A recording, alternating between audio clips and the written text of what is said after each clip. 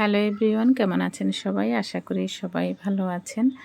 তো আজকে রাতে রান্না করব কাচকি মাছ, ছোট মাছ আর কি। তো আসলে অনেক দিন মাছ কাচকি মাছ পাওয়া যায় না, আর কাটতে করতেও অনেক সমস্যা।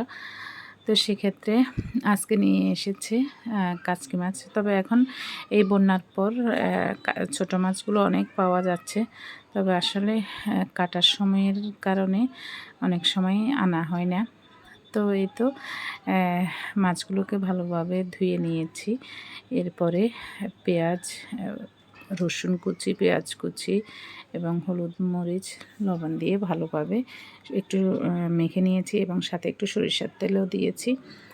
তো আরেক পাশে চুলায় কড়াই বসিয়ে দিয়েছি। তবে ভিডিওতে মাছগুলো একটু মনে হচ্ছে যে হলুদ কম হয়েছে। তবে হলুদ কিন্তু কম হয়নি, ঠিক মতোই হয়েছে।